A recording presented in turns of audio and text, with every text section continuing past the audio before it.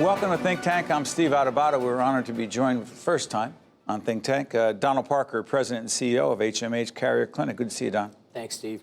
Set that up. You and I have, sorry for interrupting, we have a lot of conversations about behavioral health. What is it and why does it matter? You know, Steve, this is an encore career for me. This is my second time in behavioral health, sandwiched in healthcare on the medical side. And I came back into behavioral health because I felt there was an enormous need. I mean, obviously, we see it playing out today in media, in our lives, in our communities. This is probably the, I would call it the edgiest time in my 68 years of living. What do you mean edgiest? Edgiest. There's so many influences on behavior today that are different than they've ever been before.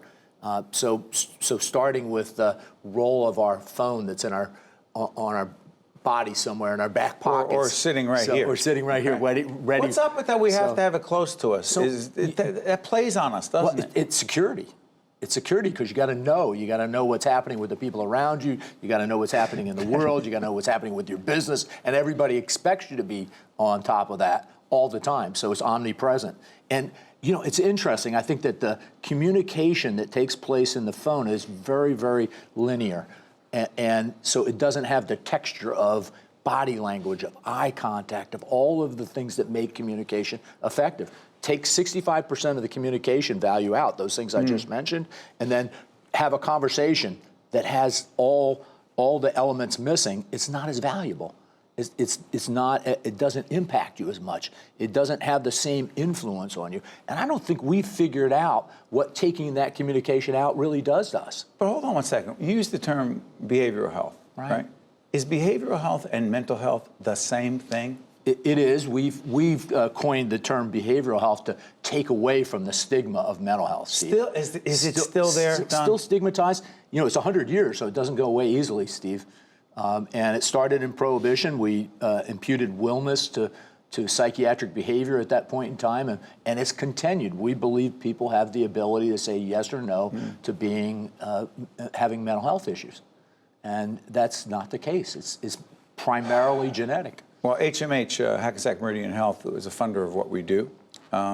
Your organization, Carrier Clinic, merged with them. How does that change delivery of care? Well, Steve, for Carrier Clinic, it has been about being in a health system that acknowledges the importance of behavioral health first. Secondly, that invests in it in a way that I've never seen a health system invest in it. You know, we've been in the system for a very short period of time this year, and we've already begun to invest in our campus in an unprecedented way on further beautification, optimization. We're working on a number of new programs. We just opened up what we believe is the first behavioral health urgent care center that's integrated into an urgent care center in the country. And we are building a beautiful drug and alcohol treatment program up in the hills of Mahwah. You know, Don, you and I were talking right before we got on the air. We're taping in relatively late 2019. This program will be seen then and after. There's a big article, front page article in the Star Ledger, which is also on NJ.com. Check it out. Some of your colleagues were quoted in this. Other healthcare professionals from other organizations quoted as well. Increase in the number of teens dealing with serious depression issues and its correlation to teen suicide. Right. Overestimated, overly dramatic, accurate, what? I'm sitting there, we have two teens, and I'm sitting there going, you're kidding me. Steve, I'm sure we made everybody in New Jersey feel a little uneasy and concerned about the issue. Should we be? So, well, yes. Yes. The fastest growing business at Carrier Clinic is our children's and adolescent business, and it's grown at an unprecedented rate over the last decade.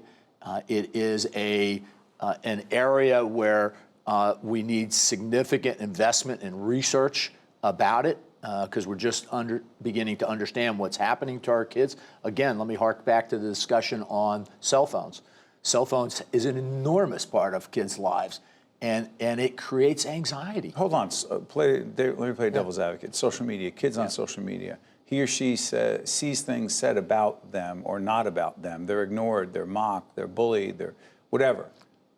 There's a correlation between that and the feelings kids have? Well, let me step back from that, Steve, for a minute. So I think there's two major factors in my estimation. One is the parenting style of today's parents. Some of that's because of all of the things that happen on social media, and we want to protect our kids more. And a lot of it is because of all the things that our kids can fall victim to in their lives. I remember as a kid going out in the early in the morning and then coming literally back at lunch to find my lunch on the stoop and then going back out again. Today? And staying out. Today, there's not a moment when your children aren't supervised.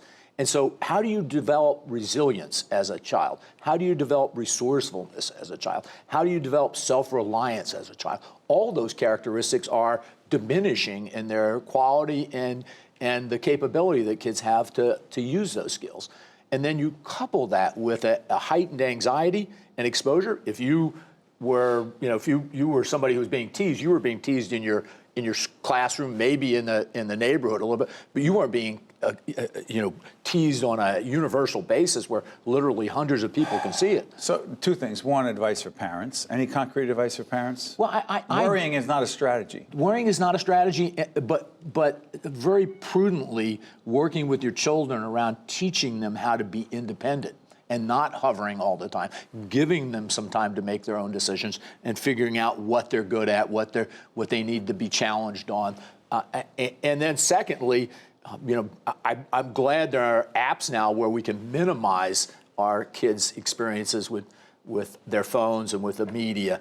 I think that we need to give our kids opportunity to develop their imaginations, their heart, all the things that you and I bring to work every day that make us who we are.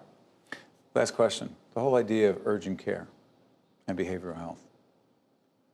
I never even heard of that concept before. Are we saying that someone can call 24/7 anytime with a mental/behavioral health issue and get help? Well, Steve, we're open not quite those number of hours. Can they walk in? They can walk into our urgent care center, no appointment required. And I said this to another colleague of mine. I said the really extraordinary thing about urgent care I want to be is that it's ordinary. You walk in, it's just like you're getting your hand cut or having a fever. You walk in and get your care. You get cleared by a doctor who's a medical doctor because there are oftentimes physical correlates to behavioral health issues. And then you go over to the behavioral health side and you'll see generally a nurse practitioner who's an expert in this area. We have telepsychiatry if we need further consult. And then we will diagnose and work with you around initial treatment. There's going to be more of this around the country as time goes on. I suspect so, Steve. I mean, it's a common idea. I'm surprised. It took me a long time to get support to this. By the way, HMH Carrier Clinic got the support from Hackensack Meridian. They came right to the table, and Bob Garrett, our CEO, said, this is something we need for the public.